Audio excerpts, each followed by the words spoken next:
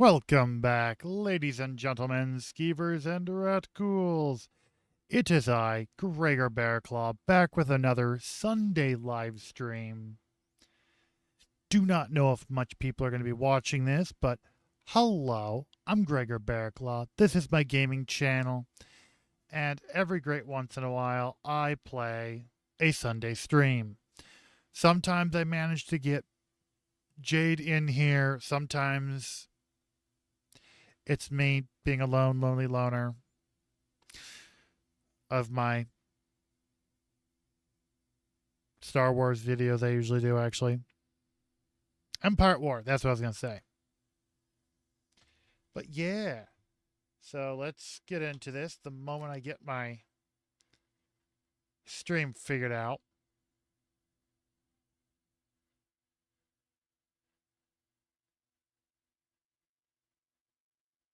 Test, test, test. Huh.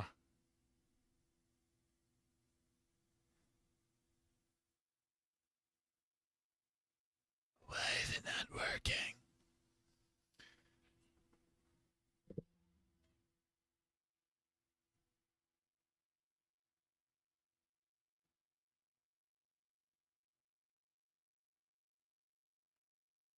Huh.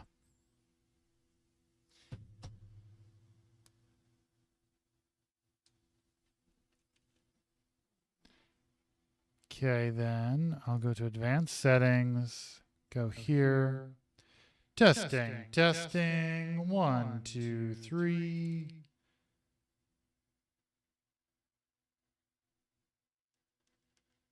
Huh.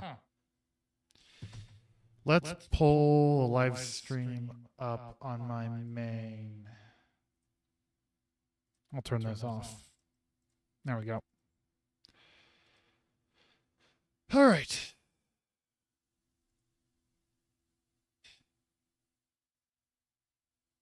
Test.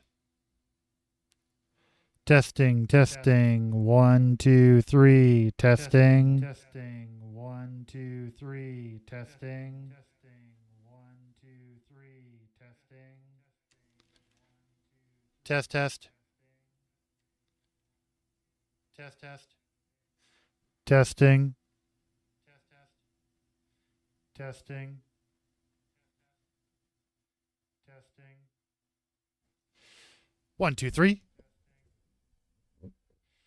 1, 2, 3. 1, 2, 3.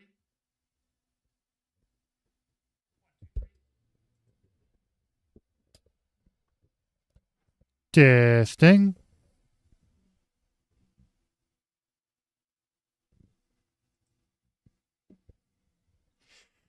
Oh, it's my phone. That's what the echo is. It's my phone. That's what the echo is. It's my phone. That's what the echo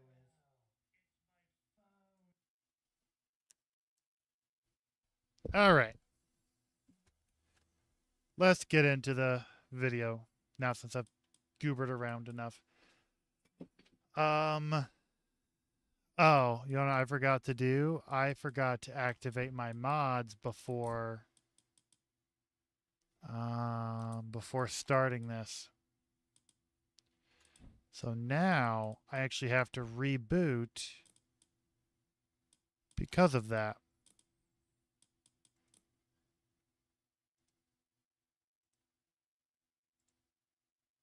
Nope.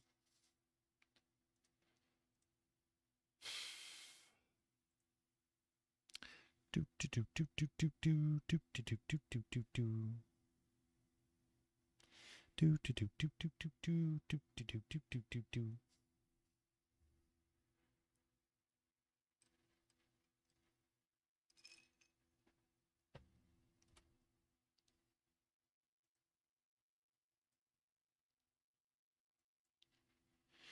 Test test. Test test. Test test. All right. So we're gonna do a single player. Oh, never mind. Well, Let's try it. I am live streaming, so yeah. It's probably not going to work just simply due to the... Oh, wow, it actually did in fact work. All right.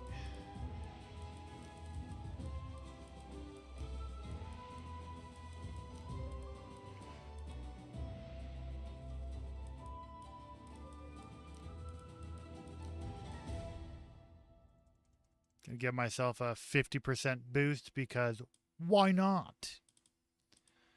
All right. I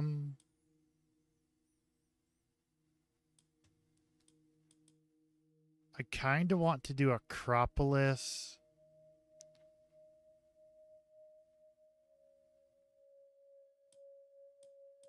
But I also want... Let's do that.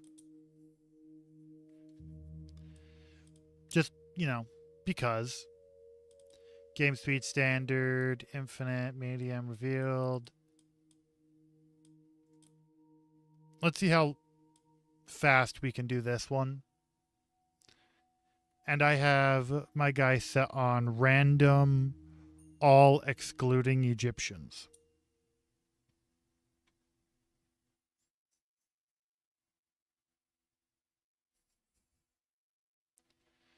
Okay, so I'm Odin, and I have what's her name on my side.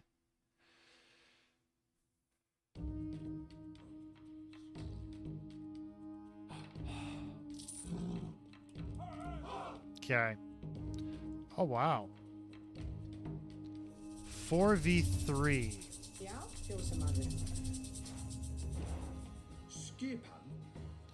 Let's go with the only clear, logical move.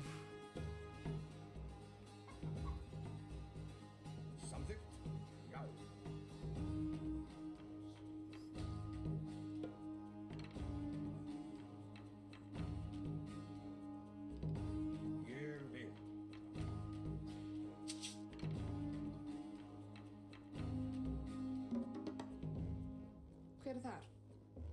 Okay. Ég vil. Something, satt.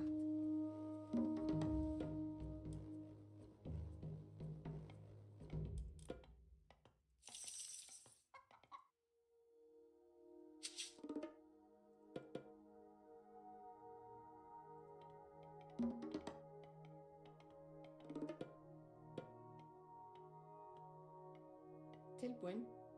Tilbúin. Skipan. Fjósamaður. Skipan. Something.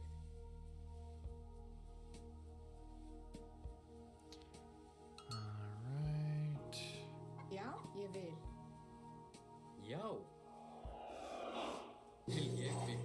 Já. Satt. Hver þar? Satt. Tilbúin. Já.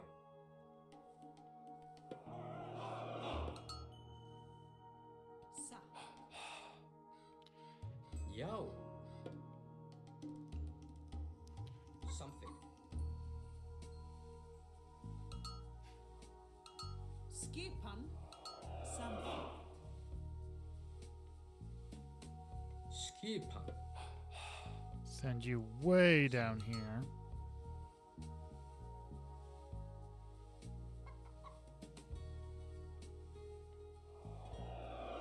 Send you way up here. Ég vil. Tilbúin. Something. Ég vil. Something. Hver þar? Let's send you way over here. Satt.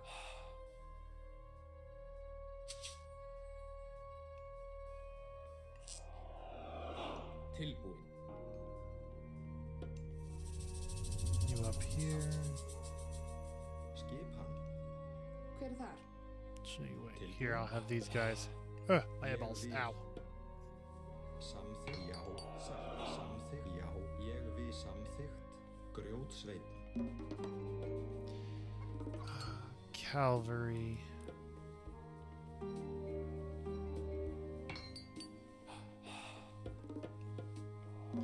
Gosh, it takes these guys forever. Já. Not saying they should be faster, I'm just saying they take forever.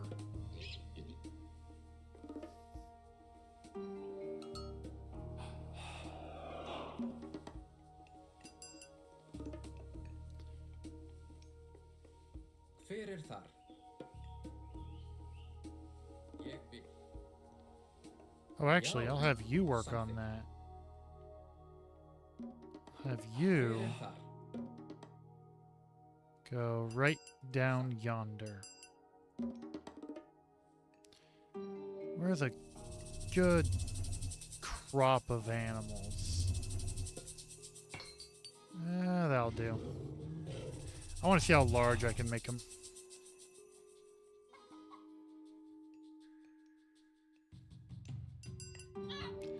Take peeksy looks, people. Skipan. All right. Ég vil. I'm working on it.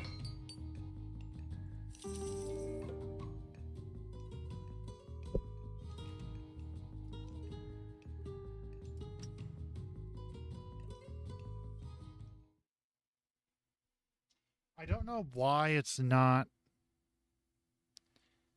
allowing my audio to come out through my phone.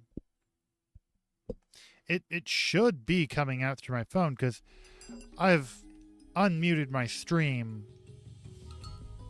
and it came through perfectly fine on my computer.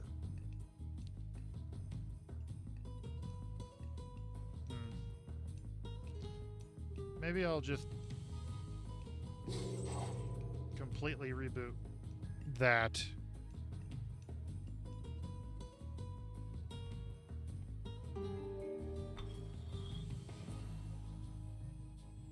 Tilbúin. Samþykkt. Alright, I need to wait till... Já. Actually, wait a second. I'll have those guys go finish that right down there. Skipan. Nope, nope, nope, nope. Hver er þar? Satt. Tilbúin. Ég vil. And then just refinish the wall right there. Aha! Victory is mine. Já.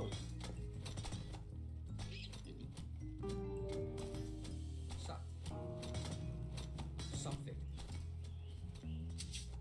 Skipan. Satt. Tilbúin. Ég vil.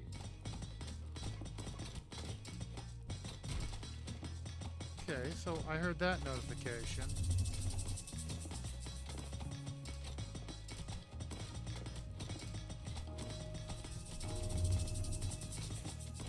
But it's just a simple thing that it will not let my audio come through my phone. It's kind of funny.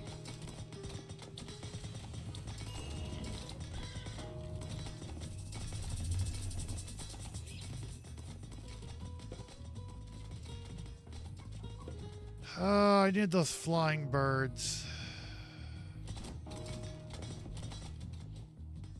Hver er þar? Já. Ég vil satt. Samþykkt. Ég vil satt. Já. Satt. Ég vil samþykkt. Ég vil satt. Já. Satt. Ég vil. Já. Satt. Ég. Já. Satt. Ég. Já. Satt. Ég. Satt. Já.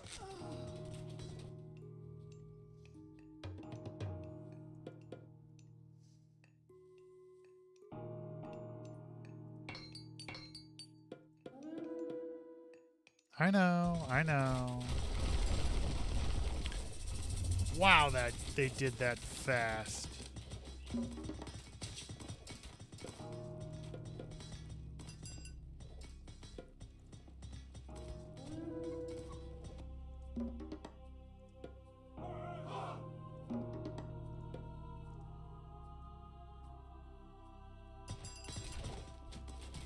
Ég vil. Skipan satt.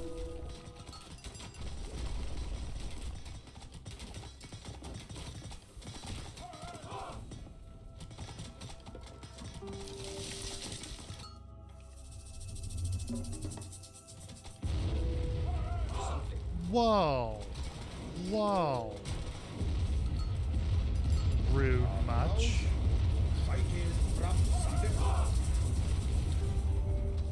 Ég vil. Já. Já, samþykkt. Ég vil, samþykkt. Já, satt. All right. Hver það? Grumbolas. Ég vil.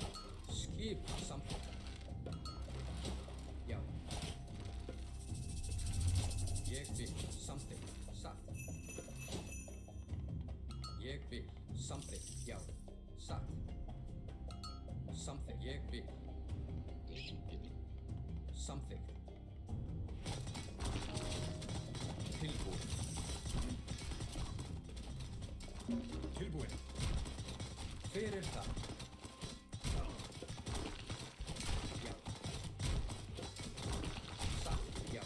Samþykkt. Ég vil. Satt. Já. Samþykkt. Satt. Ég vil.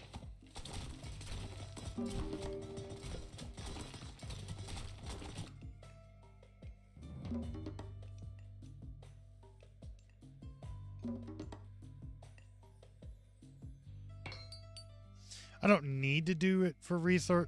Oh, whoops. That's not the right thing. Skipan.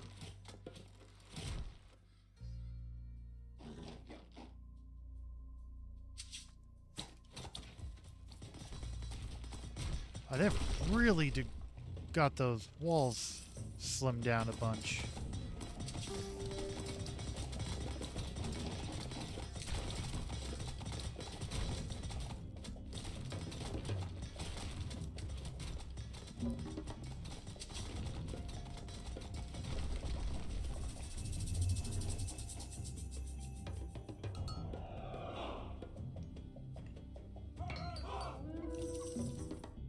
Oh, I don't have a fort put up.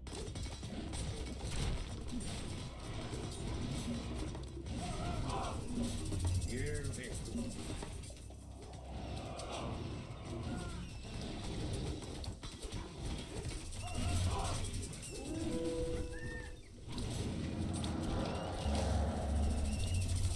Jeesh.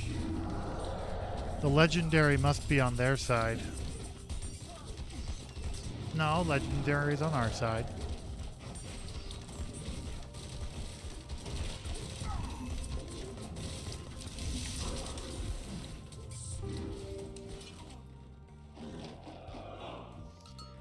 I may have done the Keflarfleas.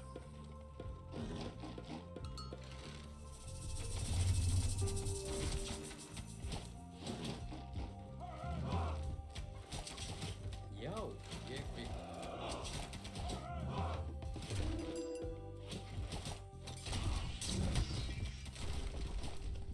Tilbúin. Satt. Wrong direction. Tilbúin. Samþykkt. Satt.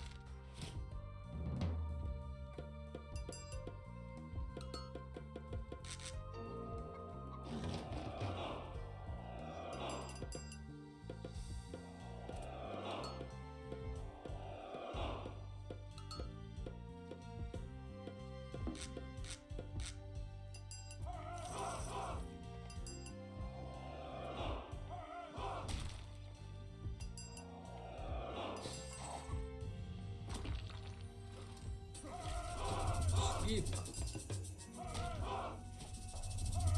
Já. Hver það? Ég vil.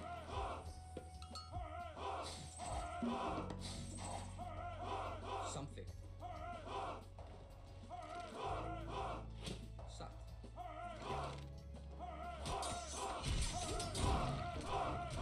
Ég vil.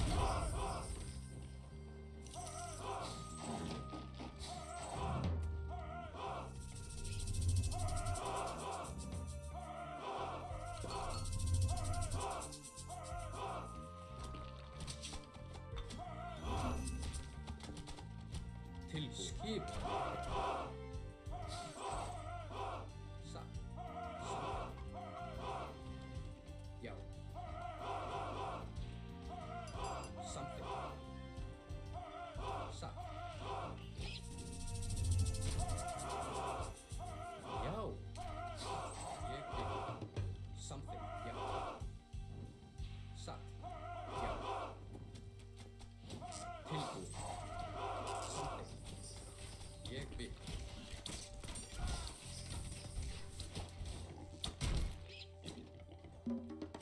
Já. Samþykkt.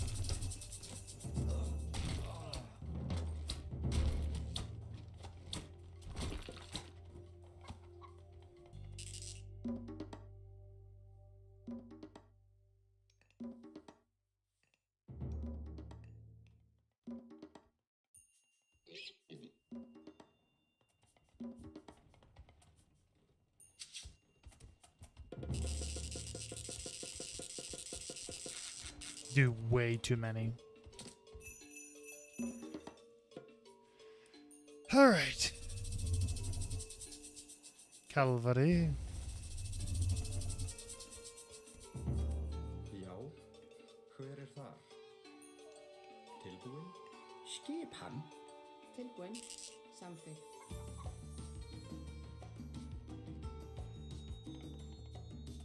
Grjótsveit. Skipan. Hver þar? Tilbúin. Skipan. Já. Tilbúin. Hver þar? Skipan. Sagt.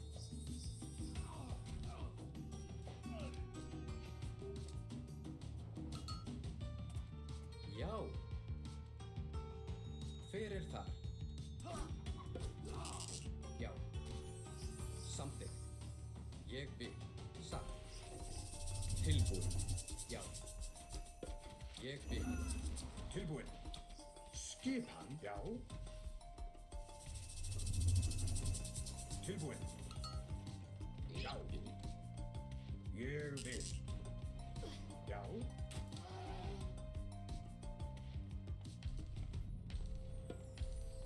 Skipan. Skipan? Samþykkt. Já, ég vil. Já. Atra.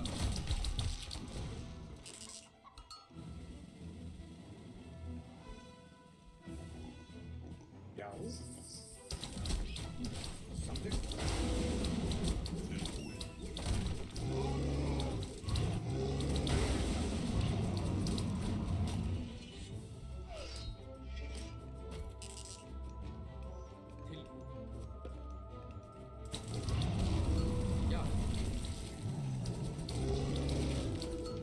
Tilbúin. Já. Tilbúin.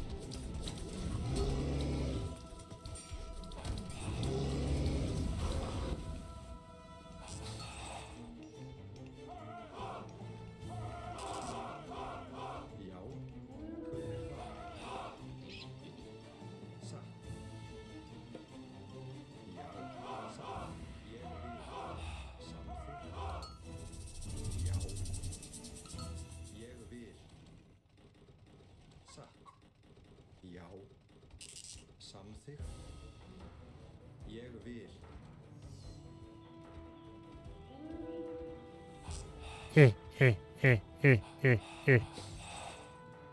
Satt.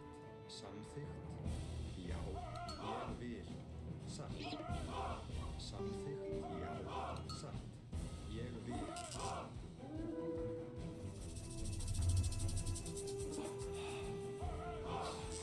Samþykkt. Satt. Grjótsveinn. Skipan. Til orustuslag. Skipan. Samþykkt.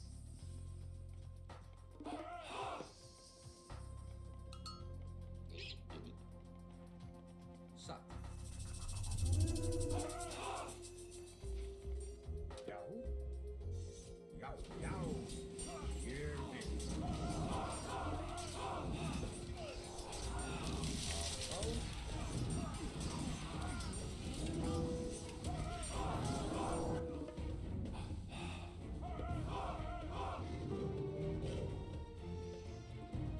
Grjótsveit. Já. Já.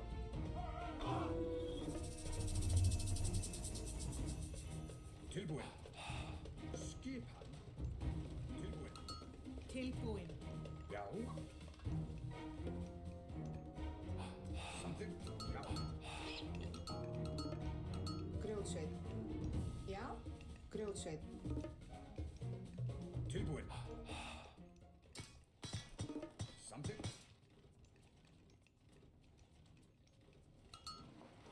Hello? Grjótsveit.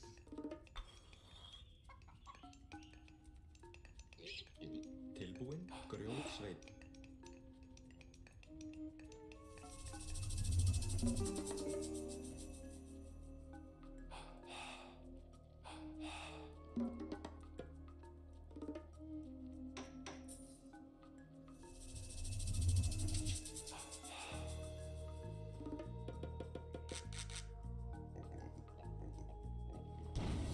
Skipan. Skip tilbúin. Samþykkt. Ég vil. Já. Já, ég vil.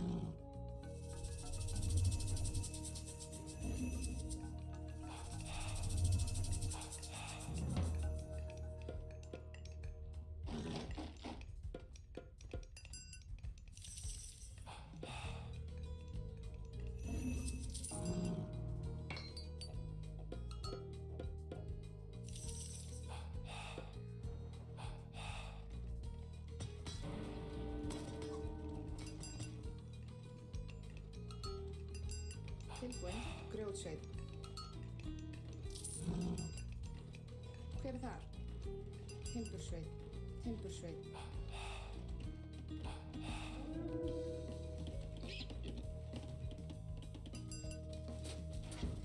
Tilbúin.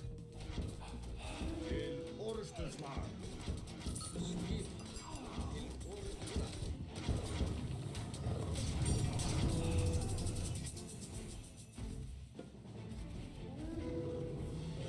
Timbursveit.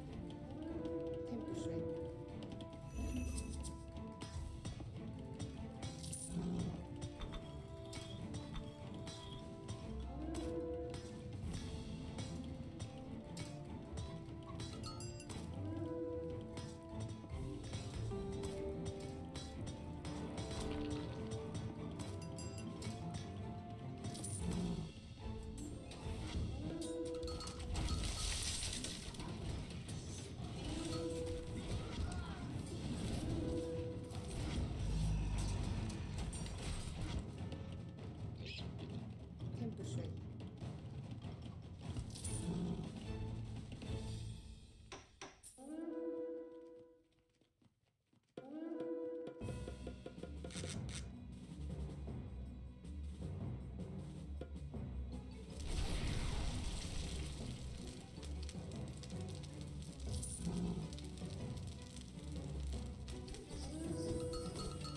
Hver er það?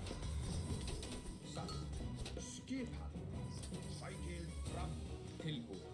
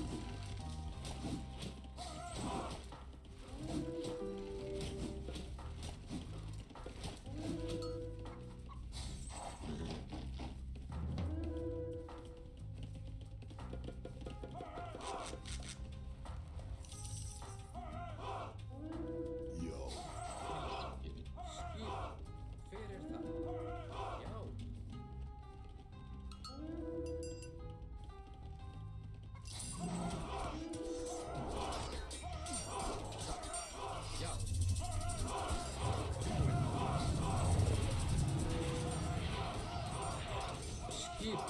Tilbúið. Skip. Tilbúið. Tilbúið. Tilbúið. Skip.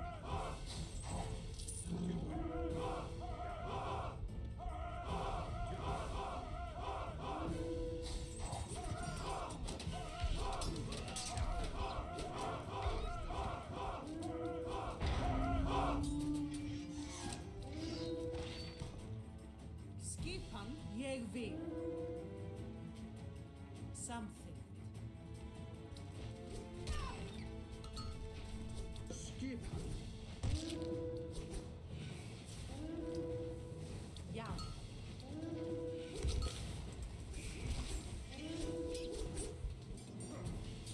Til orustu stær. Afráð.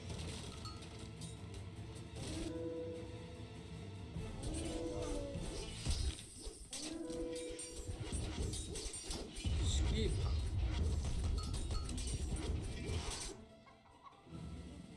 Satt. Já.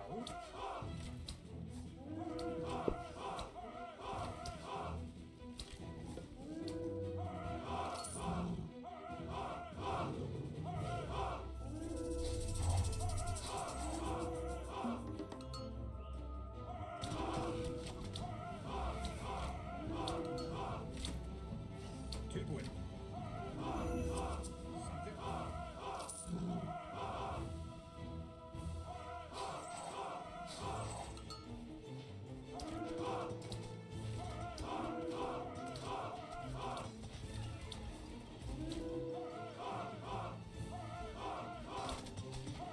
Skipan.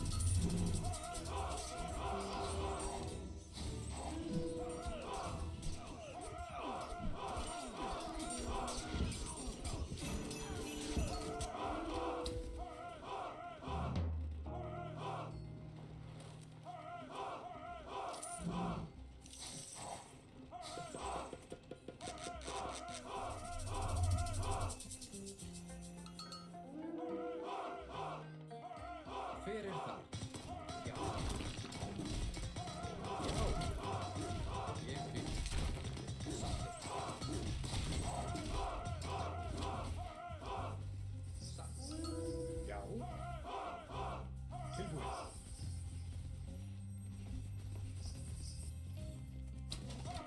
Skipan. Já.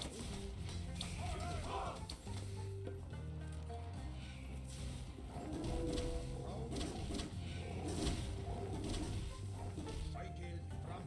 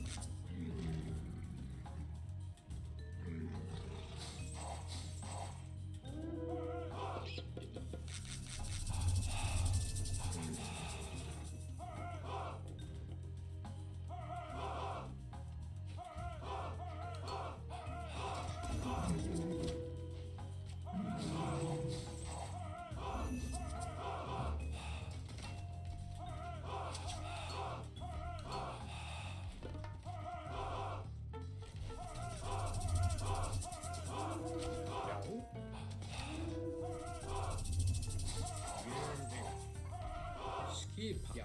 Satt. Ég vil. Samþykkt. Ég vil.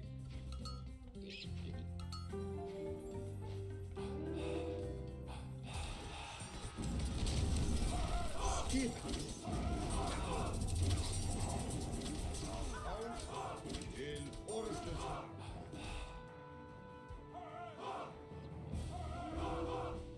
Já. Skipan tilbúin.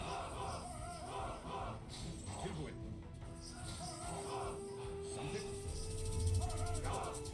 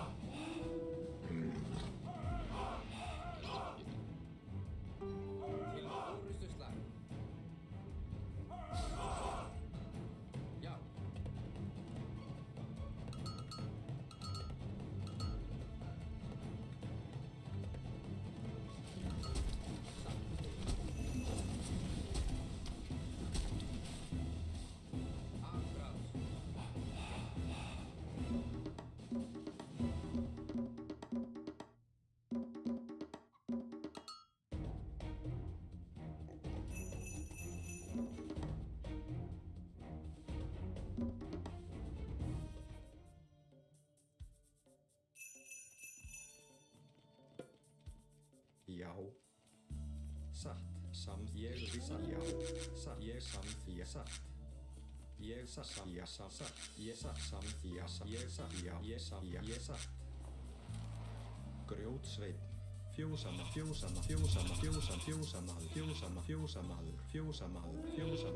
Fjósamaður.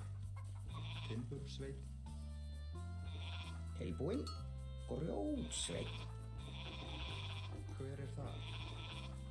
Búkar. Já. Ég vil.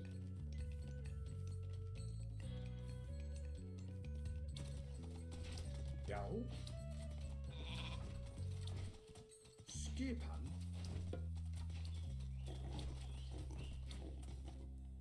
Sækið fram.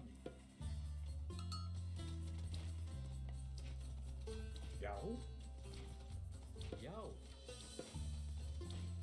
Tilbúinn. Að rás. Já. Skipan. Já. Grjótsveinn.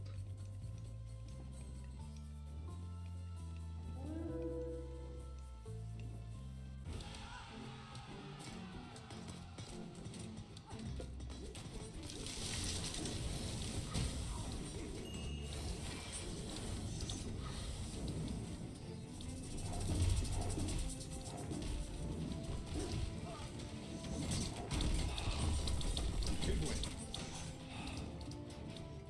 Já. Skipan. Til orðuslag.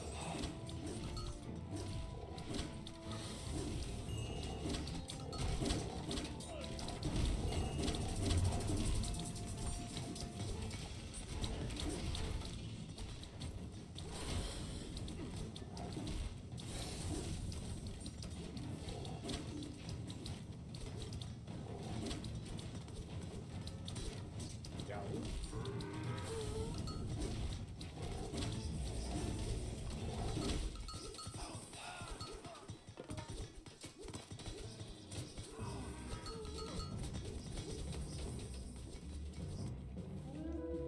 Grjótsveinn.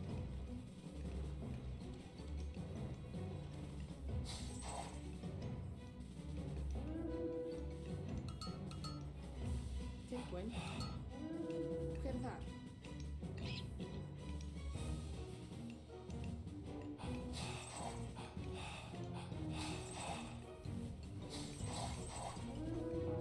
Hver er það?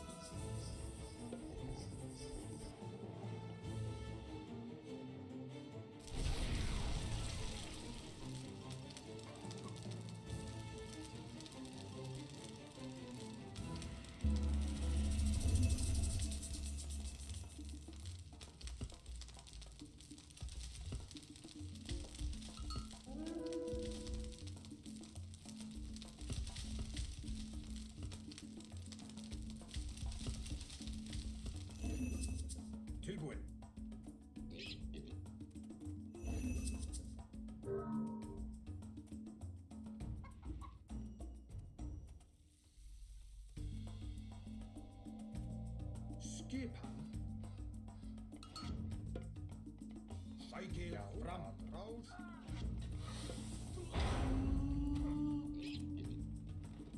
Hver er það?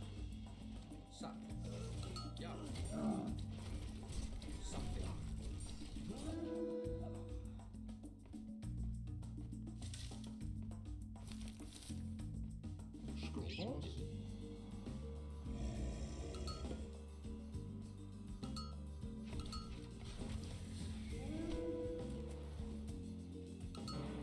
Tilbúin. Ég vil. Skipan. Skipan. Samþykkt. Tilbúin.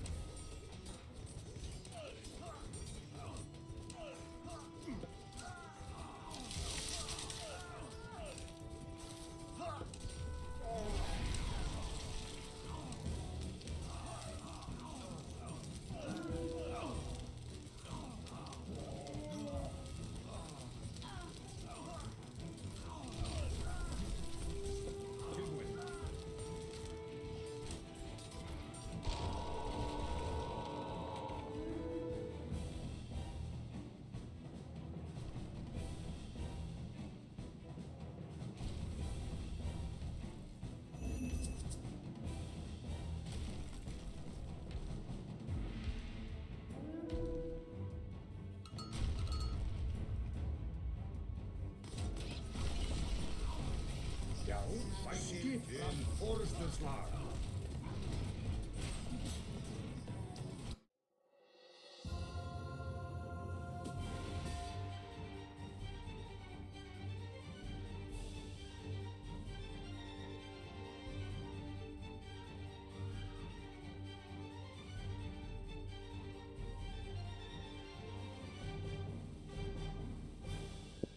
How would you get a negative?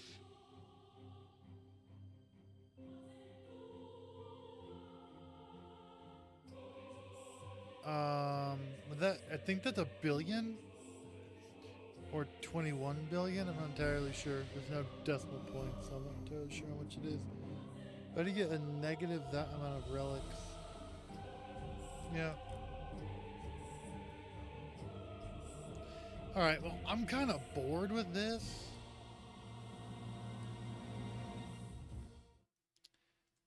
Let's see what we got. So we got Empire at War, Halo.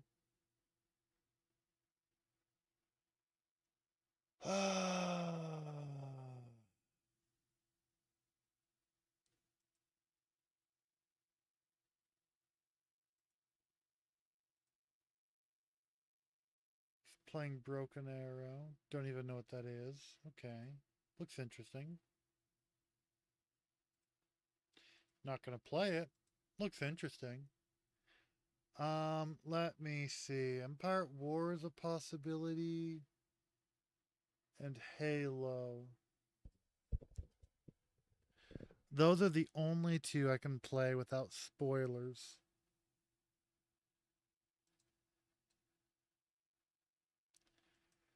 Let's see what we got for mods.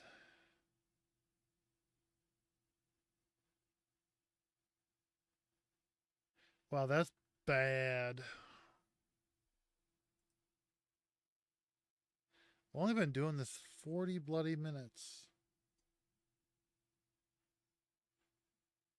What can I play that's spoiler free? It's basically just Empire at War and Halo. Everything else I got downloaded right now is spoiler. Huh. Let's see, something we can download real quick.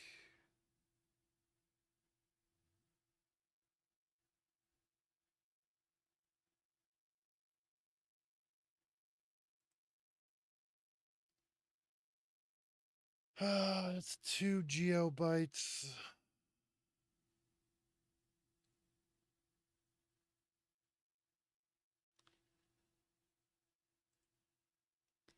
That is a possibility.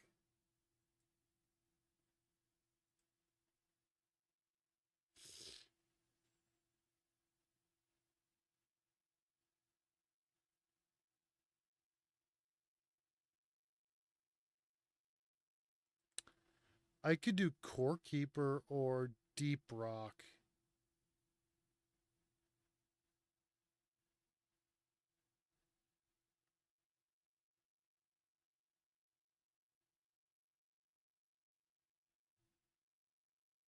Huh.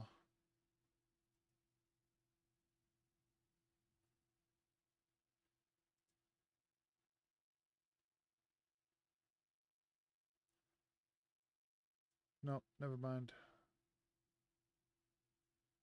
I kind of want a shooting game. Like a first person shooter. I would not mind that. Or a medieval violent game, but that stuff. No, no. We can't play that stuff because of reasons.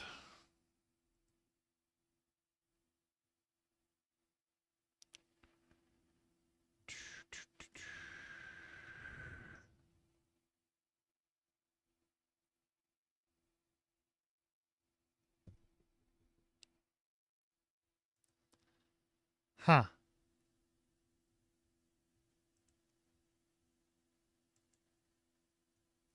Well, I could try Marvel Rivals, but that's 89 gigabytes and that's not going to be done this evening. Let me see. What do I got Halo DLC wise? ODST is not. I got Halo 3.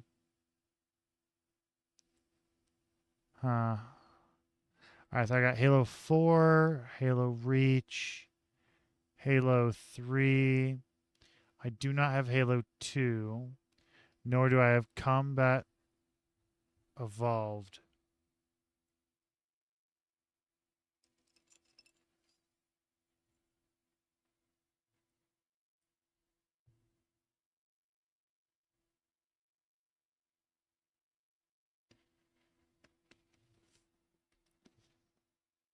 I mean, what I could do is we can go work on some digital art and I can start downloading something.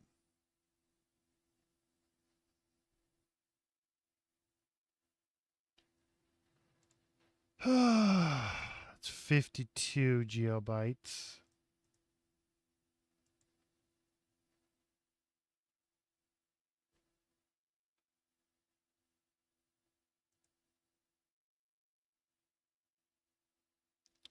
You know, New World had such potential, but then they really, in my opinion,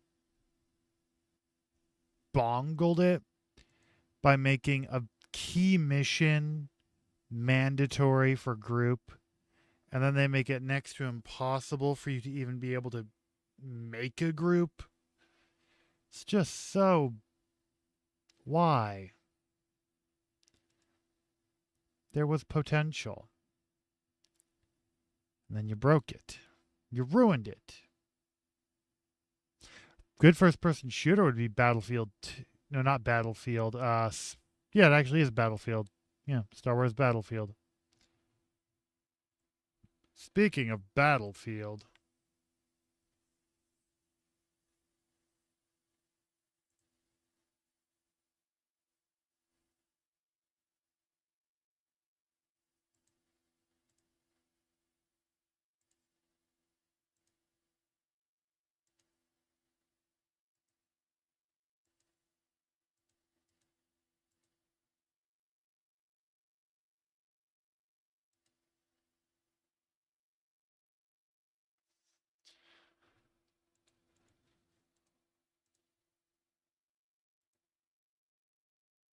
huh? Well,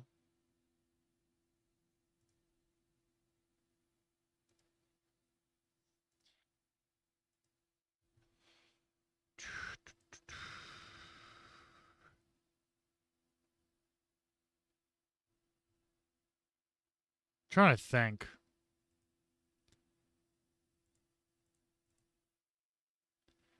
Do that. Pull that up.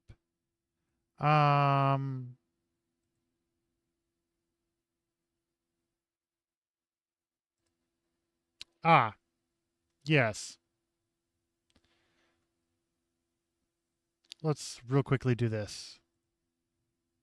Excellent distinction. That difference between external jump kits, Sentinel-powered short tactical bursts, and external jetpacks.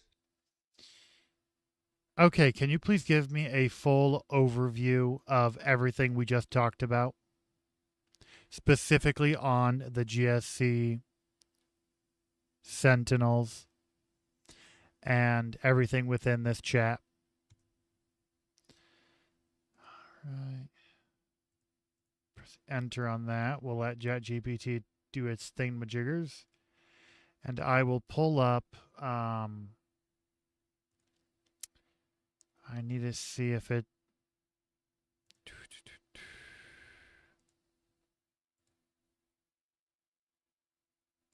Import cover.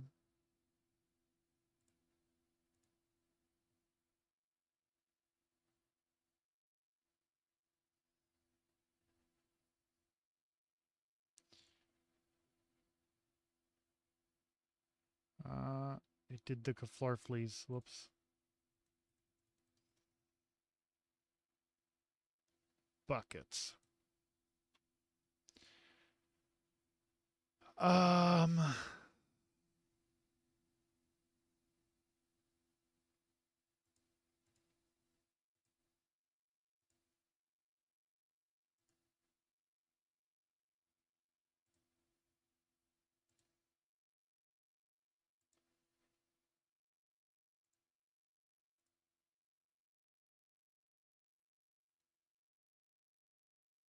Bummer. Well.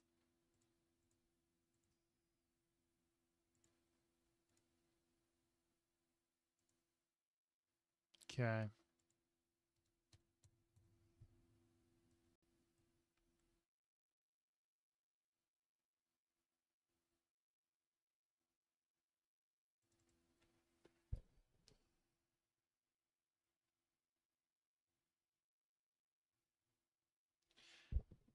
Okay, so this is ChatGPT's discussion line. So this is ChatGPT's discussion line. So this is I do need to go to my live stream and update the name.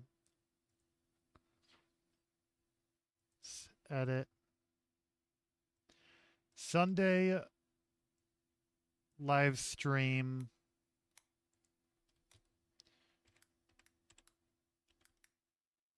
Live stream stuff. There we go. Okay. Live stream is updated. 2 viewers, 1 like. Should make it 2 likes now.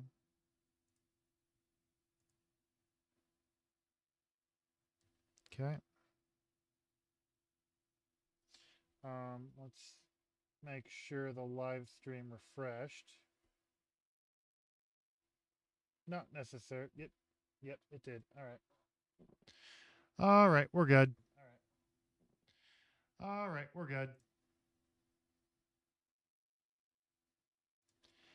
Okay, let's head over to here.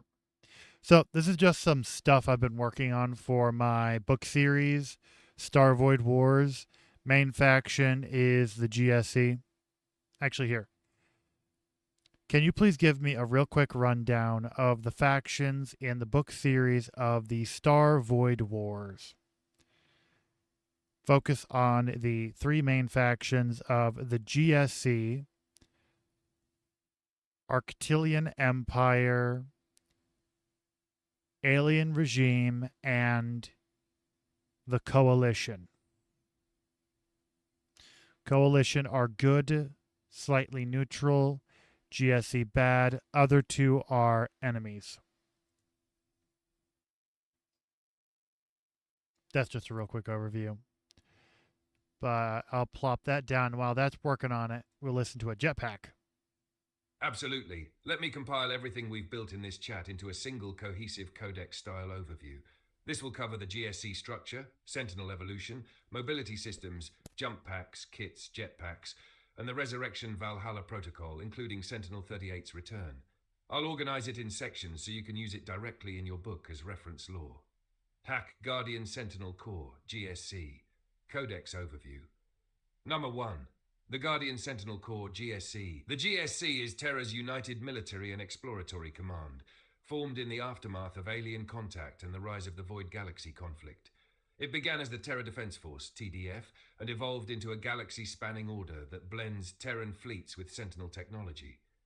Purpose: defense of Terra, exploration of the Void Galaxy, and enforcement of peace through overwhelming force.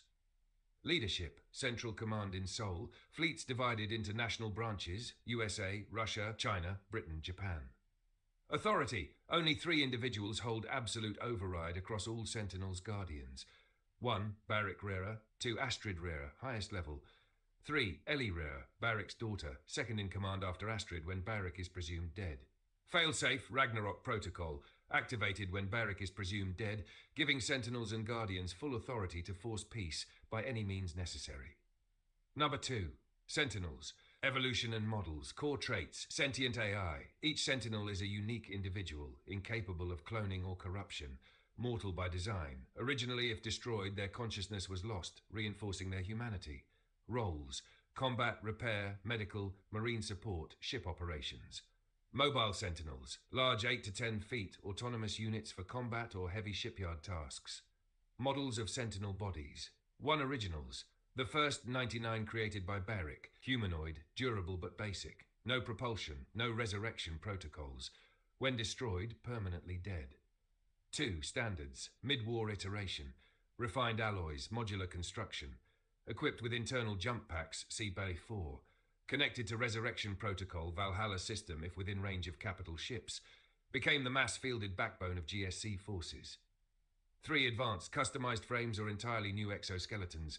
Built for specialized combat roles, tank, stealth, aquatic artillery. Often tied to their Sentinel's personality and preferences. Example: Sentinel 38's resurrection resulted in the first advanced frame. 3. Resurrection Protocol Valhalla system. Based on Sentinel's soul. Core essence, fades on death unless near certain ships.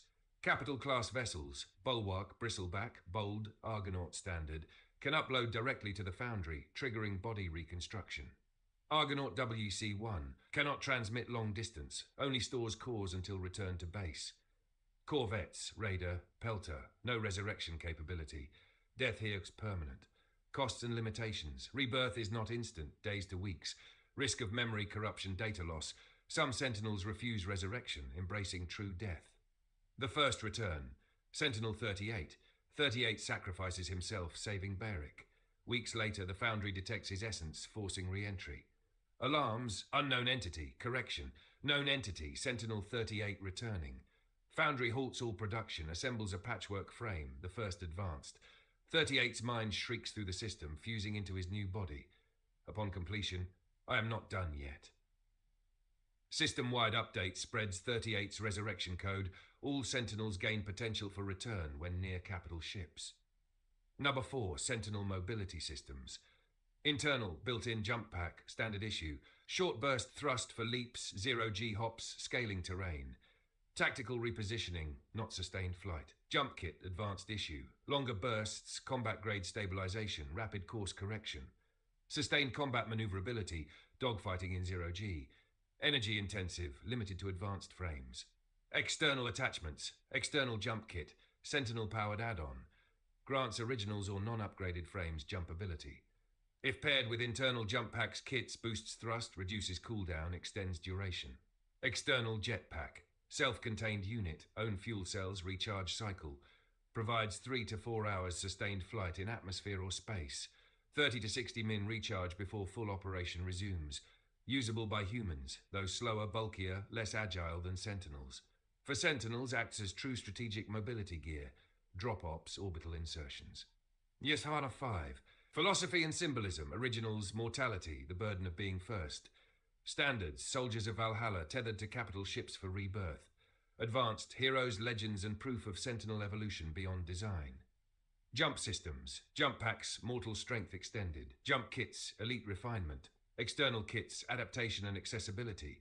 Jetpacks, unity between humans and sentinels, shared descent into battle. Nub 6, narrative hooks. The first resurrection of Sentinel 38 changes Sentinel philosophy forever. Some see it as a gift, others as corruption. The first battlefield use of jump packs changes combat tactics, Sentinels leaping through void and ruin. The external jetpack allows Marines to descend alongside Sentinels for the first time, creating the terrifying image of Iron Angels falling from orbit. The divide grows. Do Sentinels remain bound to human mortality, or are they forging their own form of eternity? That's the complete overview of everything in this chat, from GSC structure, Sentinel body models, the Resurrection Valhalla system, Sentinel 38's return, and the progression of mobility technology. Got it? Here's a quick, clear rundown of the three main factions in your Star Void Wars series, exactly as you asked. Core, GSC. Alignment, Terra, Terra Humanities United Defense Force. Reputation, outwardly the protectors of Terra, but in truth are flawed and often authoritarian. Strengths, advanced fleets, bulwarks, bristlebacks, argonauts, bolds, etc. Sentinels and guardians, self-sentient AI warriors. The children of Terra as living legacies of Beric's design. Weaknesses, increasingly feared by outsiders for their control and moral ambiguity. Bound by the will of only 3 top-level controllers, Beric, Astrid, Ellie. Tone, we protect you, whether you want it or not. Arctilian Empire, alignment, purist authoritarian empire. Society, harsh caste system, only pure-blood Arctilians are full citizens. Mixed bloods are second or third class, restricted and punished. Leadership, Emperor, son of the old ruler who sought Astrid as a child bride. Strengths, gigantic warships, 800-1500 meters, discipline and resources of a rigid empire. Tone, strength through purity. Ruthless, imperial, proud. Alien regime, alignment, hostile militarist state. Philosophy, conquest and domination, thriving on warfare and subjugation. Strengths, war fleets averaging 700 to 1,000 meters. Extreme aggression, willing to scorch entire systems. Weaknesses, unity driven by fear, prone to fractures when leadership falters. Tone, all must kneel or burn. The Coalition, alignment, mixed alliance of Void Galaxy aliens and humans. Philosophy, cooperation for survival, not saints but pragmatic. Strengths, flexible fleets, 80 to 500 meters, smaller but more numerous. Diverse tactics and hybrid technologies. Moral high ground, seen as the good faction. Weaknesses, politically fractured, often indecisive. Limited resources compared to the Empire or GSC. Tone, together we endure. Balance of power. Coalition equals sympathetic but strained. GSC powerful but morally compromised. Arctilian Empire and alien regimes, external enemies, brutal and oppressive. Would you like me to expand this into a one-page faction briefing, like an in-universe intel dossier for new officers, or keep it purely as a story world outline?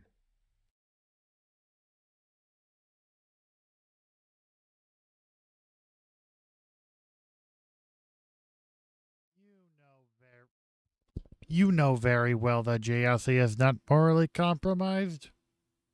Well, not yet at least. You also forgot about the alien regime. So alien regime is bad. They're actually going to be the worst of the bad guys. Arctilian Empire is kind of bad, kind of not too bad, but also still bad. The Coalition, bunch of humans and aliens that want to be left alone, but are constantly dragged into war.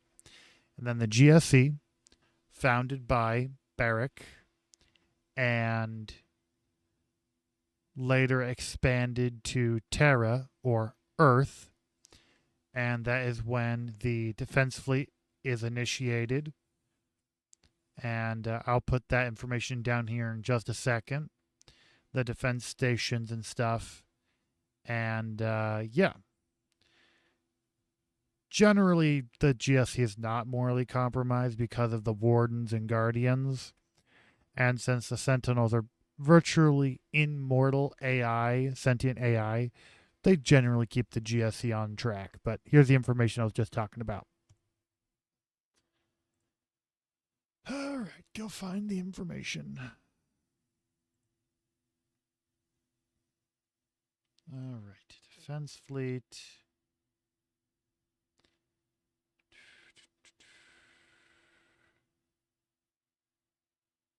I think it's this information right here.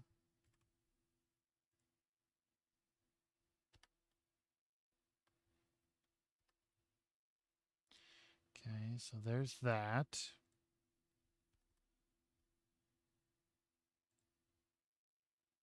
Yeah, that's the information I needed. Stop it. Oh, I was pressing caps lock. No wonder why it wasn't working. All right. Then the whole defense fleet. How many types of ship do I have? Copy. So I have 1, 2, 3, 4, 5, 6, 7. I have 7 types of ship, and I believe 3 types of defense battle stations. Good Lord, that's a long sucker. All right.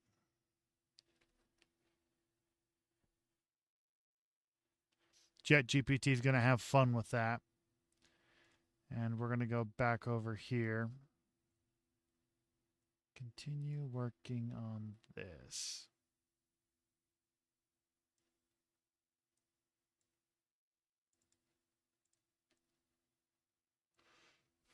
And yawn.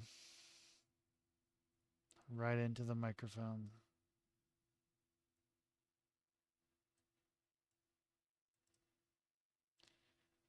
Okay. Now I need to do the bottom of the eyeball.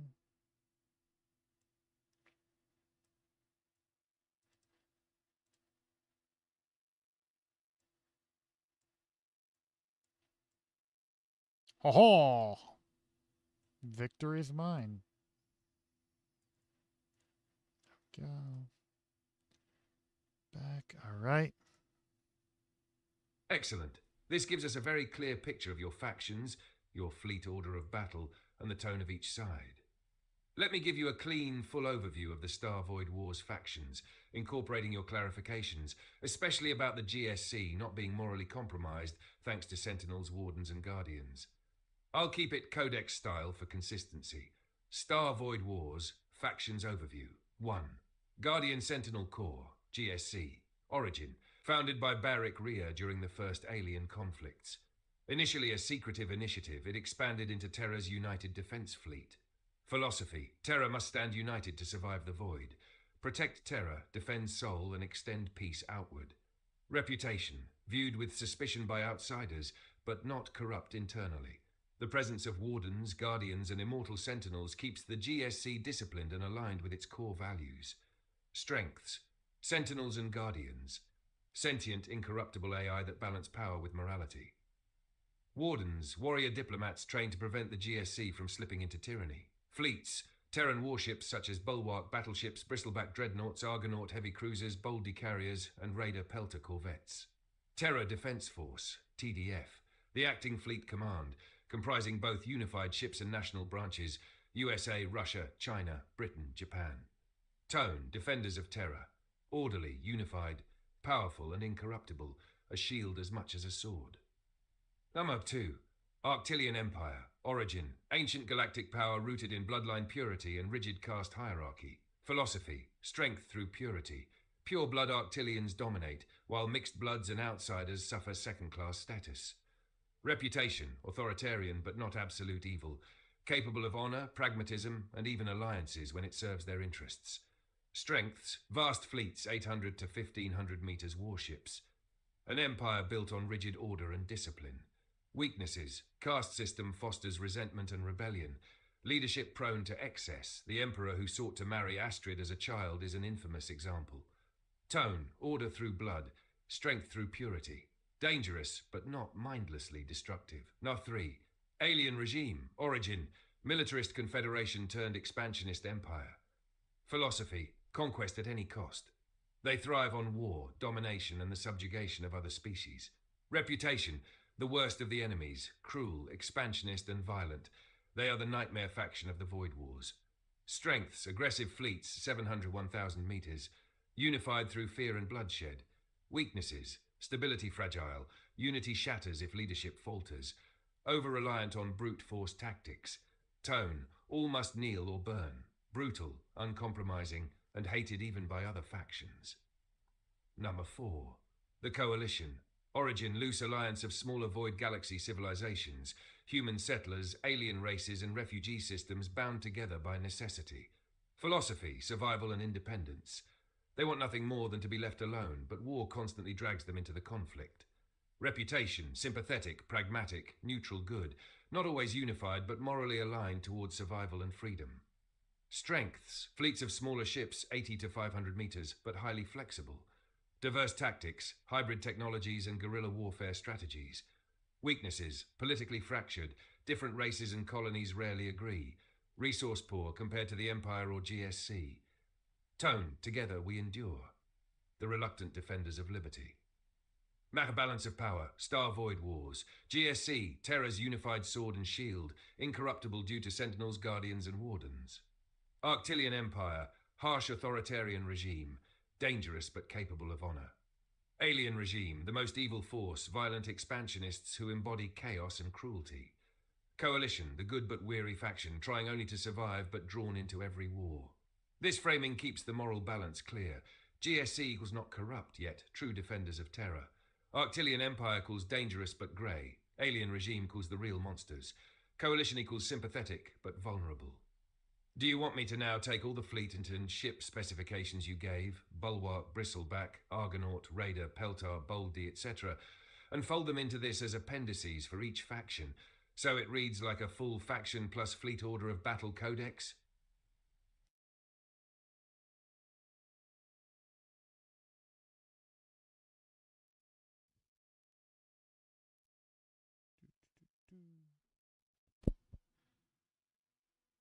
Do the squigglies. I went too squiggly.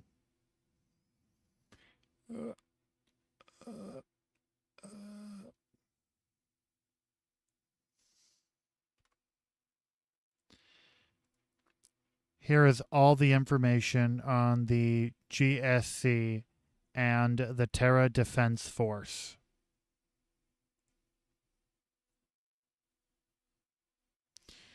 It's gonna be fun. Did not do what I initially wanted it to do, so now I'm having to tell it to do what I want it to do. And it's gonna be a second. The Terra Defense Force is just a larger branch of the GSC. The GSC is actually a there's 5 factions within the GSC, and the second faction is the Terra Defense Force, and the first 5 factions are the first, third, fourth, and fifth are actually all alien-based factions. Perfect. Thank you for gathering everything. What you've given me is essentially the entire structure, doctrine, and technical backbone of the Guardian Sentinel Corps, Terra Defense Force, GSC TDF. I'll now put this into a clear, organized codex-style overview that pulls all of it together for you. Guardian Sentinel Corps, Terra Defense Force, GSC TDF. Codex entry, fleet overview. Number 1, founding purpose. The GSC Terra Defense Forces is the United Acting Fleet Command of Terra. Founded by Beric Rier, it began as a response to alien incursions and later grew into Terra's standing defense arm, expanded with fleets contributed by each national branch, USA, Russia, China, Britain, Japan. Its mission, defend Sol and Terra from external threats, project Terran unity into the Void Galaxy, uphold order through Sentinel and Guardian oversight, ensuring the GSC remains uncorrupted.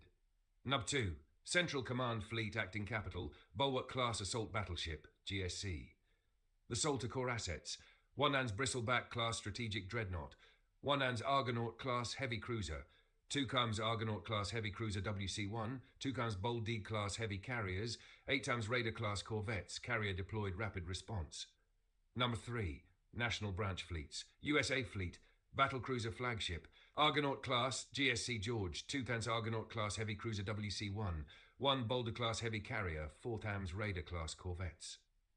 Russian Fleet, Battlecruiser flagship, Argonaut-class GSC. The Korolev, 2 with Argonaut-class heavy cruiser WC-1, 1 Boulder-class heavy carrier, 4 and Raider-class corvettes. Chinese Fleet, Battlecruiser flagship, Argonaut-class GSC New Dawn, 2 times Argonaut-class heavy cruiser WC-1, 1 Hans Boldy-class heavy carrier, 4 Raider-class corvettes.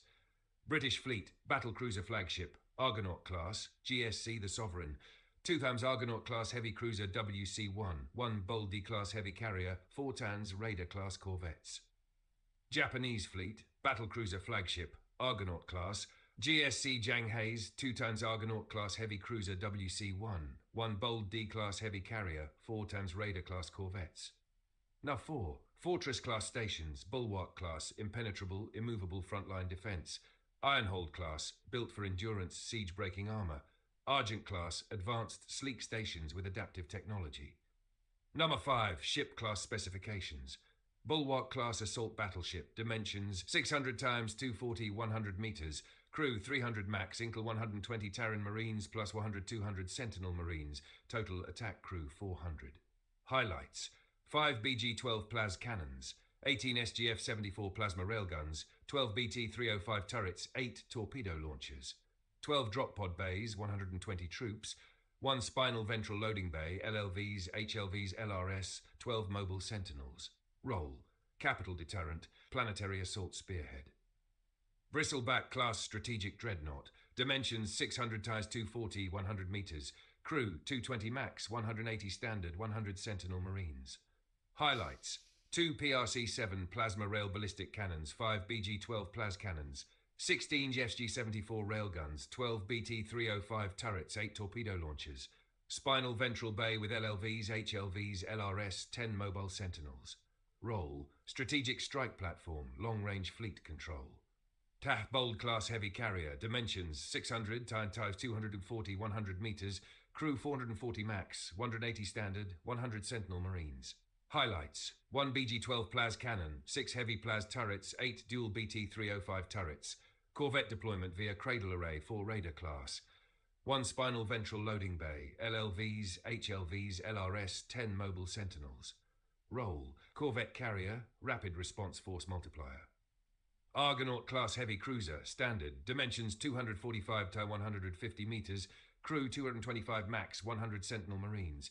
Highlights: 4 BG-9 plas cannons, 16 SGF-47 railguns, 6 BT-304 turrets, 2 broadside bays, 16 fighters, 4 light shuttles, 1 ventral bay, LLVs, HLs, LRS, 8 mobile sentinels. Role: versatile backbone warship.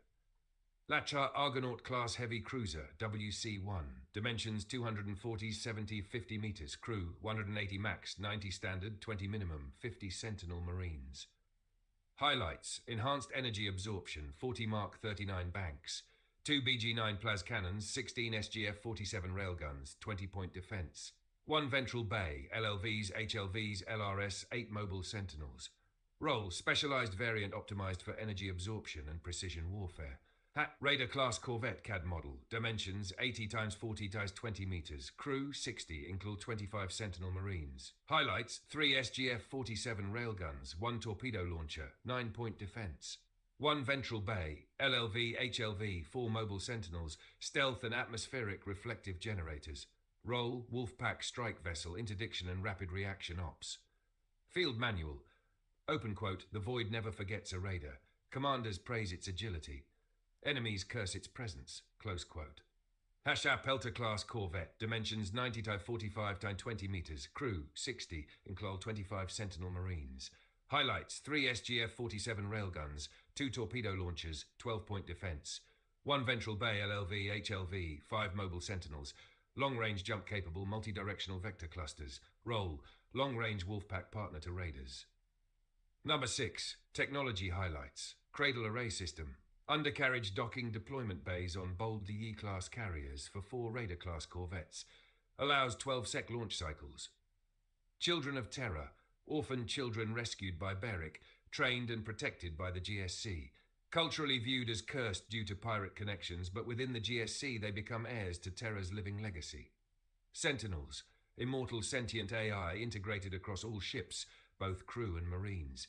Ensure incorruptibility and balance of command. NUS 7. GSC Doctrine, Bulwark and Bristleback, Strategic Deterrence, Capital Fleet Anchors. Bolden Raider Wolfpacks, Fast Reaction and Interdiction. Argonaut, Standard and WC-1, Versatile Backbone Warships. Peltar, Long-Range Flanking Corvette supporting Raiders. This gives you a complete Codex entry of the GSC TDF, with lore plus fleet plus technical details all tied together. Do you want me to also create a visualized fleet order chart? Flagship at top, branches beneath, ship counts under each. So you can... Actually, I would like you to give me a full codex entry on every single one of the GSC ships I have given you information on.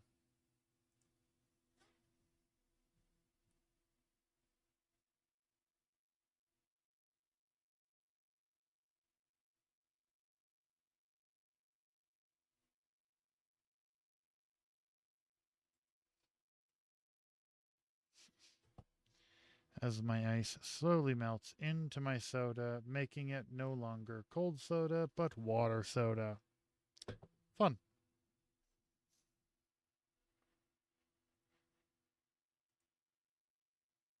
Yep, that was the wrong button.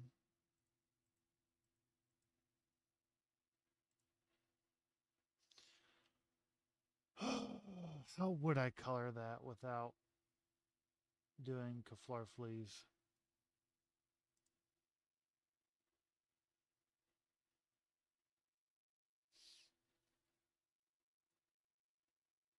Perfect. Let's build this like an official GSC Codex archive with 1 entry per ship class. I'll use a consistent format: overview, specifications, deployment, role in fleet, notes, doctrine. That way, it reads like something a captain or warden would pull up in the field. Here we go. GSC Codex, Terra Defense Force Warship, Bulwark Class Assault Battleship. Overview. The Bulwark class is the immovable fortress of the GSC fleet. Designed as both a frontline deterrent and planetary assault spearhead, its immense firepower and troop capacity make it the hammer of Terra's military might. Specifications. Dimensions 600 meters, tie 240 meter, ties 100 mh, propulsion, 2 protoplasmic drive HJ-37, 8 plasma drive jump thrusters, 16 propulsion thrusters clustered. Crew 300 max, 180 standard, 120 Terran Marines, 100 to 200 Sentinel Marines, armament 5 dual BG-12 plas cannons, 18 SGF-74 plasma railguns, 12 dual BT-305 plas turrets, 8 times plas GL-4 torpedo launchers, 30 times protoplasmic point defense, deployment, 12 spinal ventral drop pod bays, 24 pods, 120 troops, 1 spinal ventral loading bay, LLVs, HLVs, 12 LRS, 12 mobile sentinels. Role in fleet. Planetary assault, capital defense anchor, flagship deterrence. Notes: the Salter serves as the acting capital ship of the GSC TDF. Bristleback class strategic dreadnought overview. A long-range strike platform, the Bristleback class specializes in devastating precision with its plasma rail ballistic cannons. Designed for command and control of major engagements, it balances brute firepower with strategic oversight. Specifications. Dimensions: 600 meters, 240 meters, ties 100 meters. Propulsion: 2 HJ-37 drives, 8 jump thrusters, 16 propulsion thrusters. Crew: 220 max, 180 standard, 100 Sentinel Marines. Armament: 2 ties PRC-7 plasma rail ballistic cannons, 5 dual BG-12 plas cannons, 16 ton SGF-74 plasma railguns, 12 dual BT-305 plas turrets, 8 torpedo launchers, 30 guns point defense, deployment, spinal ventral bay, LLVs, HLVs, 10 LRS, 10 mobile sentinels. Role in fleet, long-range strikes, fleet coordination hub, strategic bombardment. Notes: Considered the most feared Terran warship at distance, Bristlebacks can annihilate capital ships before they close range. Bold D-class heavy carrier overview. The Bold D-class serves as the GSC's mobile corvette carrier. With the cradle array system for deploying Raider-class corvettes, it projects rapid response power across systems. Specifications: dimensions 600 meters x 2700 for 100 meters, propulsion 2 HJ37 drives, 8 jump thrusters, 16 propulsion thrusters. Crew 440 max, 180 standard, 100 Sentinel Marines. Armament: 1 and BG-12 plas cannon, 6 times heavy plas turrets, 8 times dual BT-305 plas turrets, 10 SGF-74 plasma railguns, 24 times point defense. Deployment: cradle array, 4 Raider-class corvettes, 2 per side, spinal ventral bay LLVs, HLVs, 12 LRS, 10 mobile sentinels. Role in fleet: corvette carrier operations, force projection, support and logistics. Notes: the cradle array allows Raider deployment in under 12 seconds, even during combat. Argonaut-class heavy cruiser, standard. Overview: the Argonaut is the backbone of the GSC fleet. Balanced between firepower, deployment capability and resilience, it excels at independent operation and fleet integration alike. Specifications: dimensions 245 meters, 150 meters. Propulsion: protoplasmic drive V3, 2 plasma jump thrusters, 4 main plus 2 backup thrusters. Crew 225 max, 100 Sentinel Marines. Armament: 4 ton BG-9 dual plas cannons, 16 ton SGF-47 plasma railguns, 6 dual BT-304 turrets, 4 times torpedo launchers. Deployment: 2 broadside bays, 16 fighters, 4 light shuttles, 1 ventral bay LLV HLV, 6 LRS, 8 mobile sentinels. Role in fleet: mainline cruiser, fleet escort, independent command. Notes: versatile and reliable. Argonauts are beloved by their crews and feared by their enemies. Argonaut-class heavy cruiser, WCC-1 variant overview. The WC-1 is a leaner, energy-intensive evolution of the Argonaut. Optimized for energy absorption and precision combat, it trades size for adaptability. Specifications: dimensions 270 meters to 50 meters, propulsion V3 drive, 2 jump thrusters, 6 propulsion thrusters. Crew 180 max, 90 standard, 20 minimum, 50 Sentinel Marines armament, 2 times BG-9 plas cannons, 16 times SGF-47 railguns, 4 times dual BT-304 turrets, 4 torpedo launchers, 20 tis point defense. Deployment: 1 ventral bay LLVs, HLVs, 4 LRS, 8 mobile sentinels. Role in fleet: energy absorption platform, agile cruiser escort, support for heavy vessels. Notes: can run with as few as 20 crew, a testament to Sentinel efficiency. Raider-class corvette, CAD model. Overview: designed for rapid interdiction and extraction, Raiders are the cutting edge of GSC Wolfpack doctrine. Agile, stealth-capable and equipped with mobile sentinels, they are the GSC's scalpel in void warfare. Specifications: dimensions 80 meter x 40 meters, 20 meters. Propulsion: protoplasmic drive MV6, MK7 plasma drive, twin MK4 thrust clusters. Crew 60, 25 Sentinel Marines. Armament: 3 times SGF-47 railguns, 1 Hunter torpedo launcher, 9 times point defense. Deployment: 1 ventral bay LLV, HLV, 4 mobile sentinels. Special: stealth generator plus atmospheric reflective generator. Role in fleet: interdiction, black ops extractions, rapid planetary defense. Notes: deployed in packs of 3 to 4. Commanders praise their agility, enemies curse their persistence. Janatashta Pelter-class corvette overview. The Pelter-class is the long-range counterpart to the Raider, designed for extended patrols and deep jump operations. Its flexibility makes it invaluable for coalition-linked ops and frontier defense. Specifications: dimensions 90 meters and 45 meters x 20 meters. Propulsion: protoplasmic drive ENC-12 Mech-10 jump thruster, twin Mech-7 vector clusters, Menket-4 rear cluster. Crew 60, 25 Sentinel Marines. Armament: 3 times SGF-47 railguns, 2 times torpedo launchers, 12 times point defense. Deployment: 1 ventral bay LLV, HLV, 5 mobile sentinels. Role in fleet: long-range strike, patrols beyond Sol, Wolfpack support. Notes: often deployed in mixed packs with Raiders for tactical flexibility. NAC closing notes: doctrine, bulwark and bristleback. Strategic heavyweights, anchors of any fleet action. Bold carriers projecting rapid response Raiders. Argonauts, fleet backbone. Standards for balance, WC-1s for precision energy absorption. Raider and Pelter, wolves of the void, striking where heavier ships cannot. That's every ship class you've given me, written as individual codex entries. Would you like me to now also do a fleet codex chart version? One-page visual-style text showing how many of each ship class exist in each branch. USA, Russia, China, Britain, Japan, Central Command. It would feel like a quick reference briefing for commanders.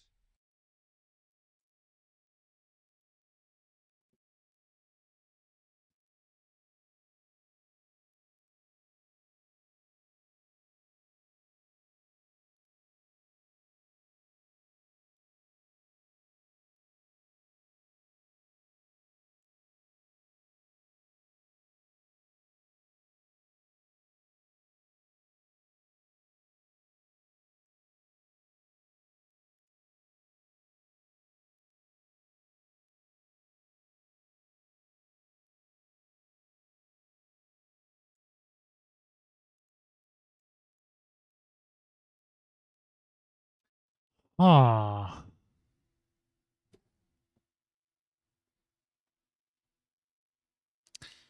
Um.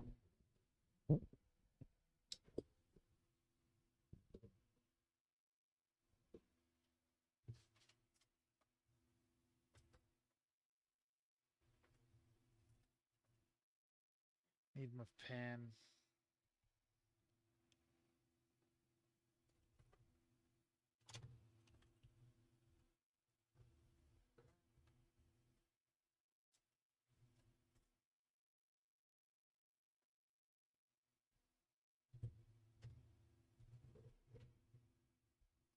Just a second, guys. I gotta step away momentarily. I had a genius idea because I don't like how this looks as it is, okay? I want it to be more similar to that. So, step away momentarily.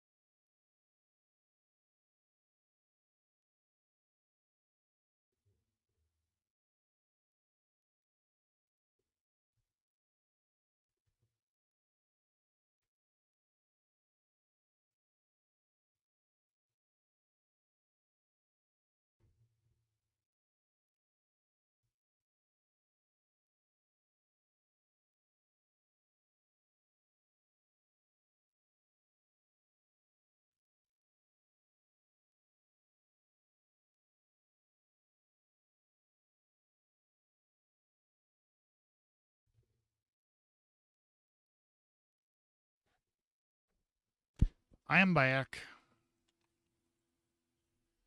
I had to go dig my art pen out of storage.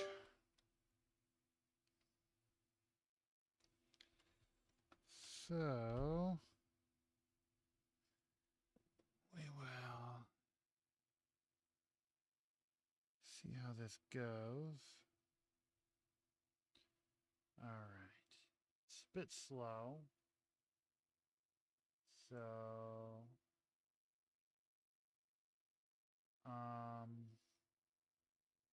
see how that goes. Ooh. That's too. Let's try this.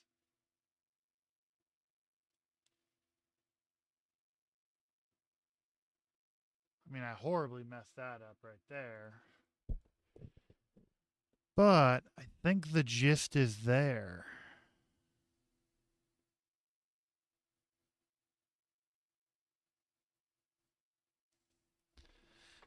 Let's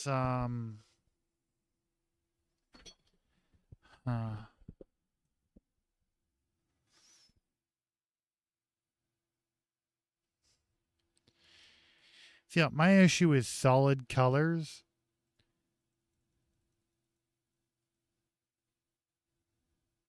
Because like I have like 3 or 4 different colors mixed in. I think there's red, black, and blue. Here.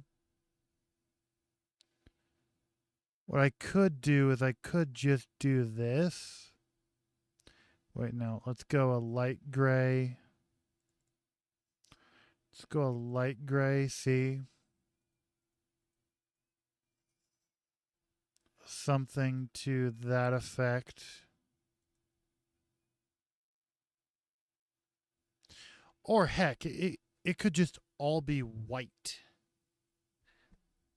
Because wait, no.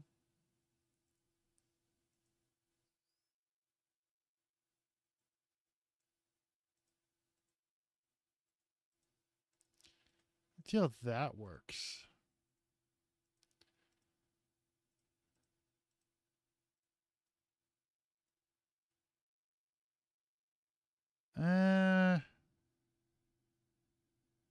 I mean, I do like it because it's a dark background, so it kind of makes this pop. And that would just be a dark gray. Well, I'm going to eventually put some lines on there. I'll do dark. So actually, what I can do is I can actually... Oops, pen's falling off. Stop it. Is here to help with the realistic, well, not necessarily the realisticness, but the realism, is we can do this. Oop.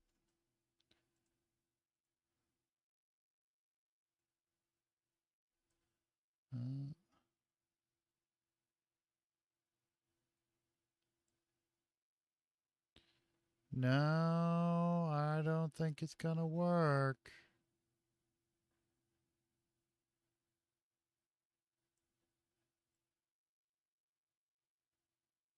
No.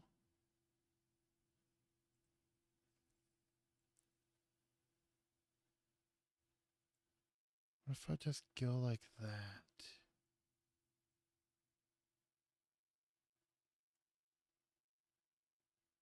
I mean...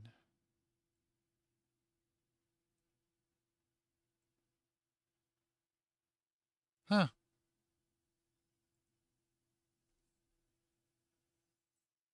Not bad, not bad.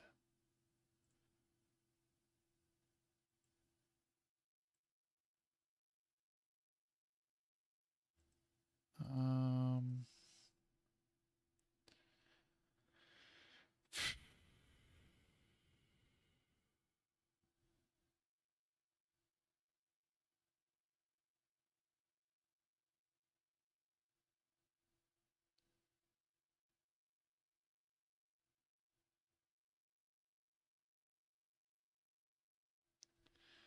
Gotta skip past all that. Gosh, I talk a lot. Okay, that should be chapter 9.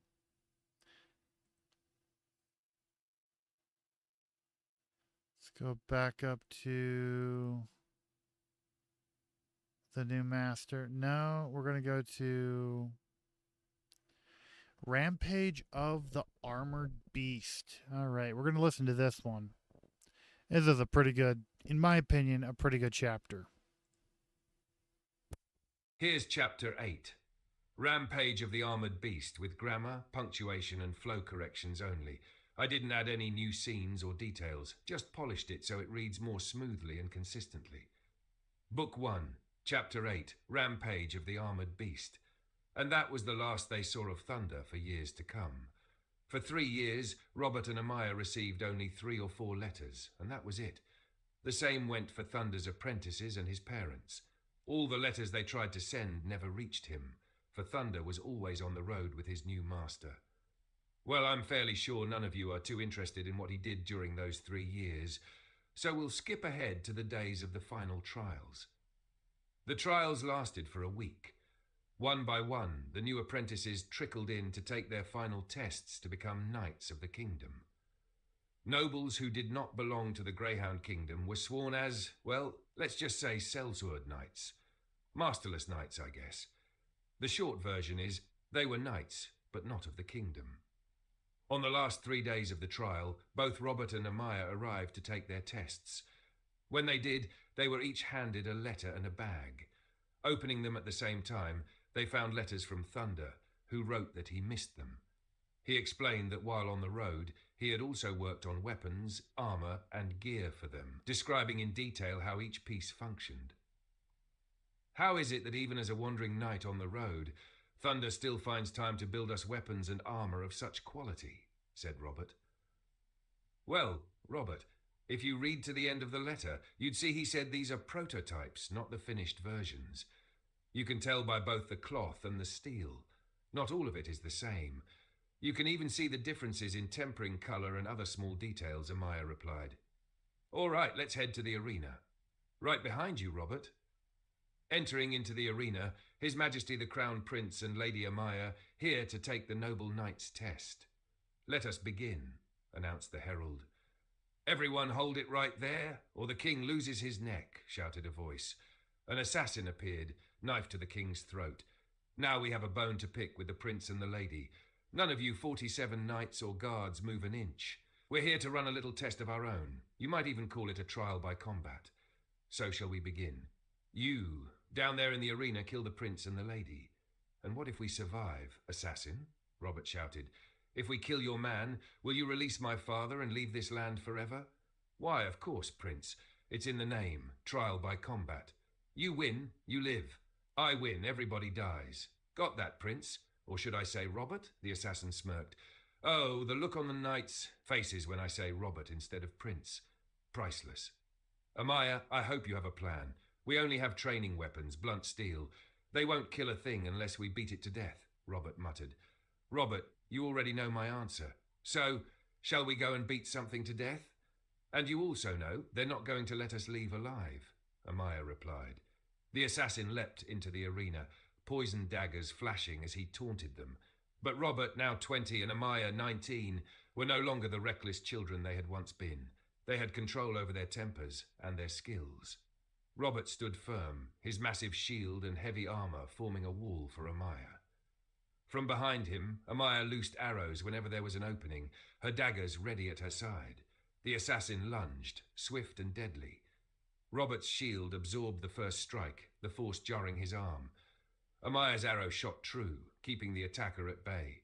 He circled them like a predator, but they remained focused. With a coordinated effort, Robert's sword knocked the assassin off balance, and Amaya's arrow found its mark. Robert disarmed him and stood tall before the crowd. "Assassins, we've won your trial by combat. Release my father and flee," Robert shouted. "Well, Prince Robert, that's where the problem lies," the leader sneered. "We were paid to kill Lady Amaya, so yes, you passed, and you can go free. But the girl dies. Remove yourself from the arena so we can finish our contract, or stay and join her in death. You saw how quickly we dispatched your assassin. Send them all. We'll defeat every one of them," Robert replied. "Quite right, Prince. So I'll just send them all at once. Now," the leader roared. Over 40 assassins revealed themselves, 20 leaping into the arena, 20 more taking positions above with poisoned arrows. "You had to open your big mouth, Robert," Amaya muttered. "Okay, not the plan I had in mind. But I'm not leaving you here," Robert said. "Watch your heads," a voice rang out. A massive bag dropped beside them. "I barely finished them in time for the trials," Thunder called, leaping into the arena. His battered, ragged armor marked him as the raggedy wandering knight. "But I think these will serve you better than training steel. 2 each for you, 4 for me." Robert and Amaya grabbed their weapons. Thunder's crude armor might have looked ugly, but it was forged well enough to withstand battle. Together, the 3 of them formed up. "Robert, Amaya, pattern 4, Thunder barked. The assassins rushed. Blades clashed. Arrows flew. Robert's hulking shield held strong. Amaya darted in and out, her arrows striking true. Thunder fought like a storm, his sword and shield battering foes aside. Then came the cry from the assassins. "Li op be you!" Thunder's eyes widened. "Take cover now!" he roared. But the warning came too late. 5 arrows struck, 3 embedding in Robert, 2 grazing and then piercing Amaya. Both collapsed, poisoned. "No!" Thunder bellowed. He hurled his sword with such force it pierced an assassin straight through chest and armor, flinging him backward. Then he rampaged, fists and fury striking down all in his path, friend or foe alike. "Beast within, come forth, protect and defend," he roared.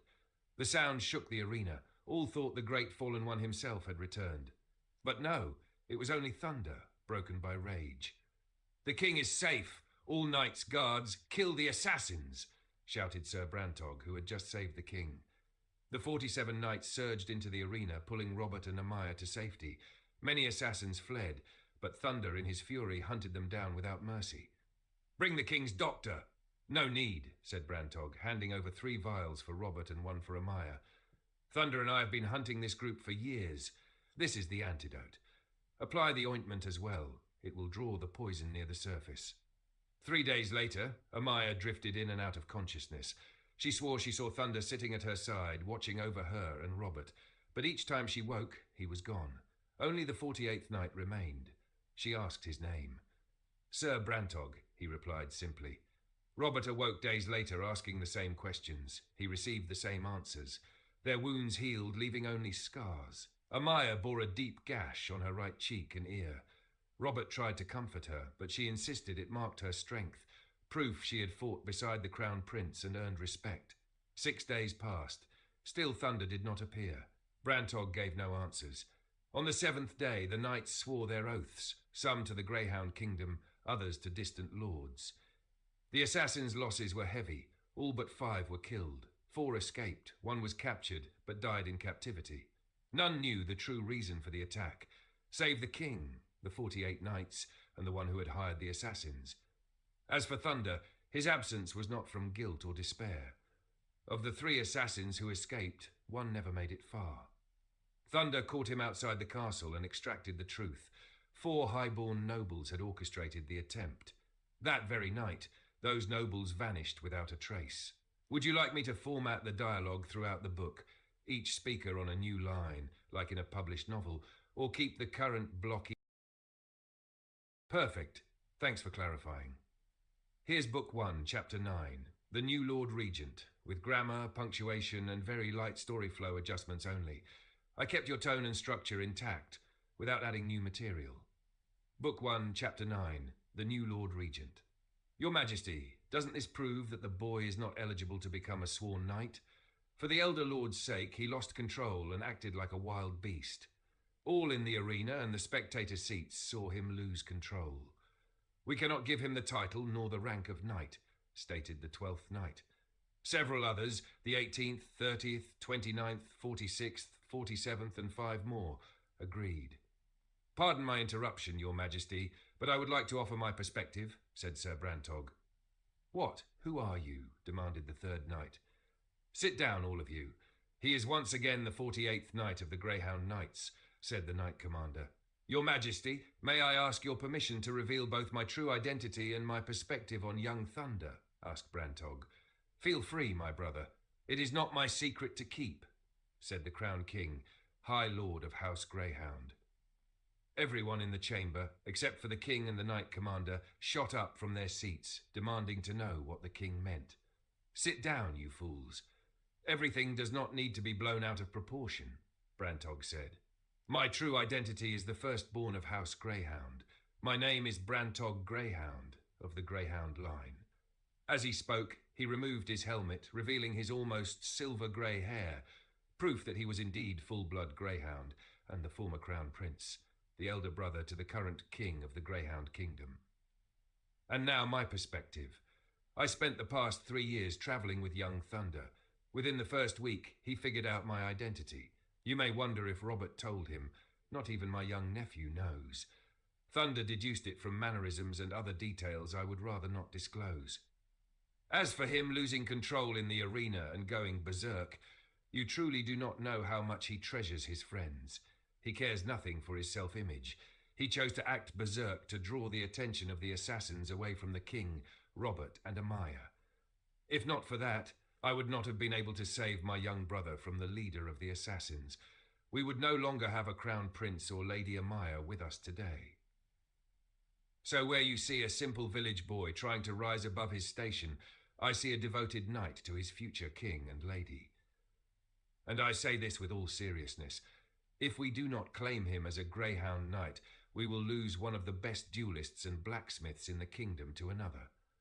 I repeat, We must keep him as a Greyhound Knight, or we will lose the greatest talent of our era. Don't you think you're overreacting, calling him the greatest talent of the era? That's a bit much, don't you think? Asked one knight. Brantog replied with a simple, no. The chamber fell silent, shocked. Apologies. I may have stepped out of line, young brother, Brantog said. No need. I gave you permission to speak your mind, and you have, the king replied.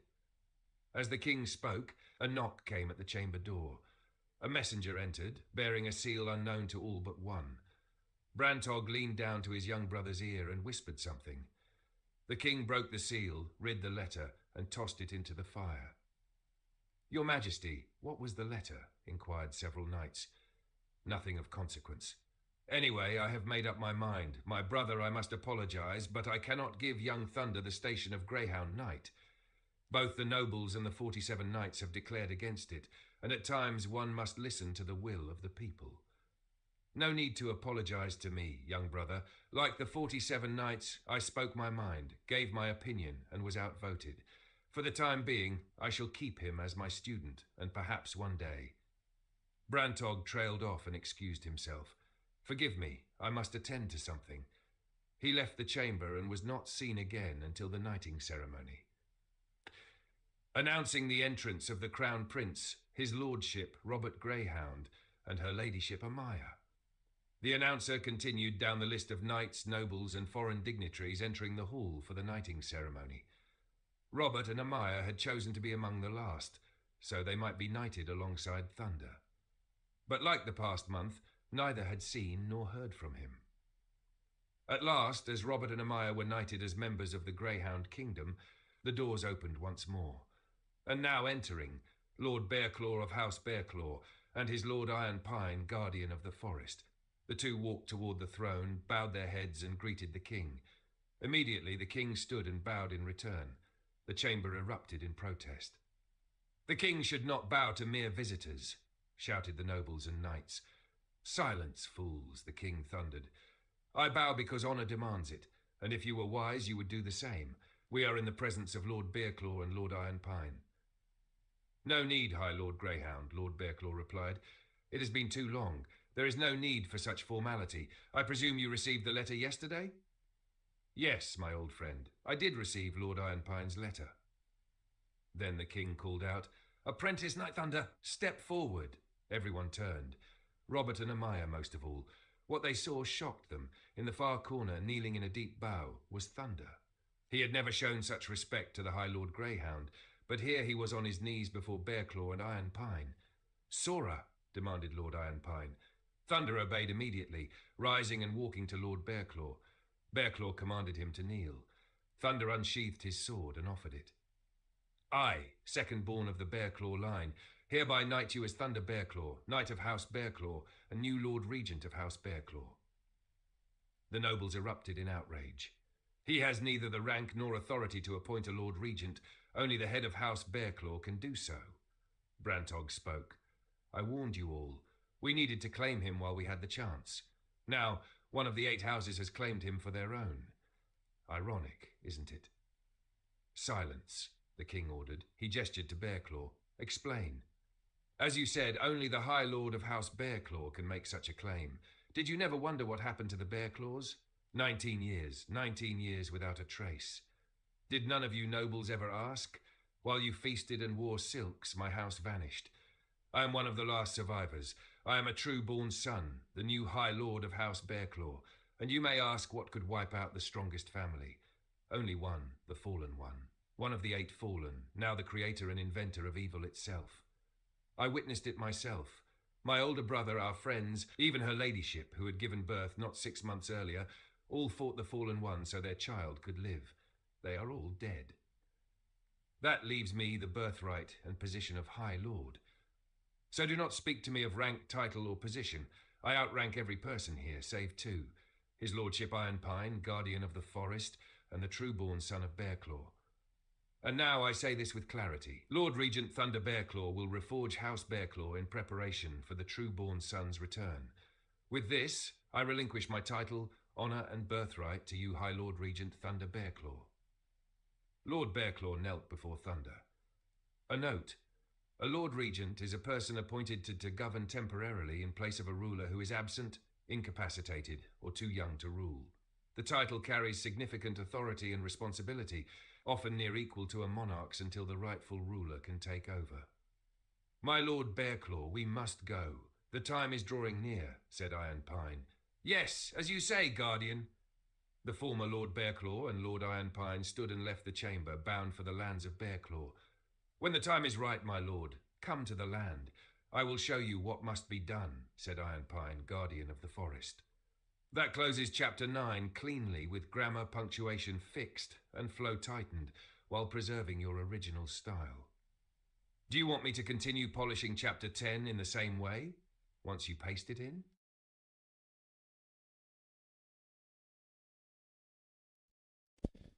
And that's chapter 10 thus so far. Chapter 9 thus so far. This is going to take me a while, isn't it?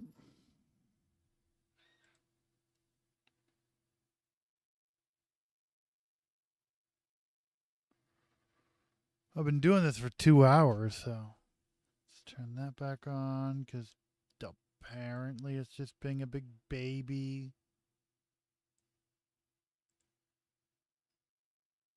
Let's turn that off, that off. There we go.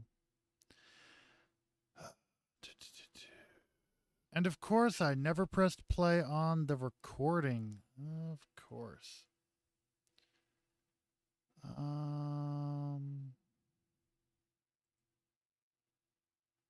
Okay, what am I looking for? Settings. That's what?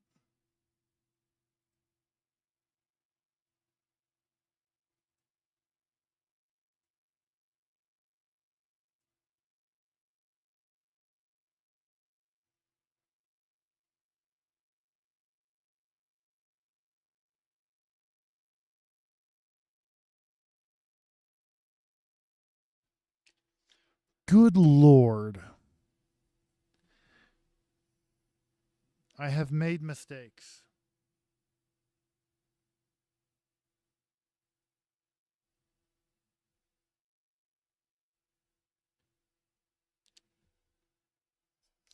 Huh.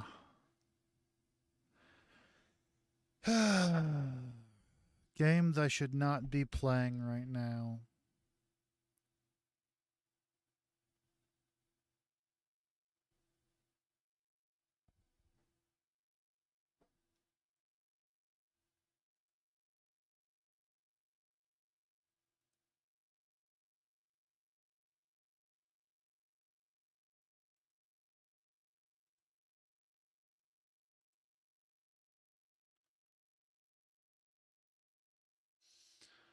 Huh.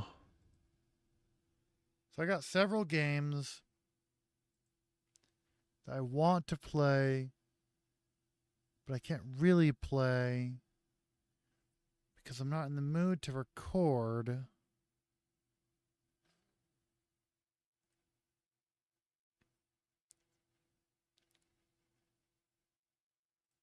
I think I'm just going to end today's video right here.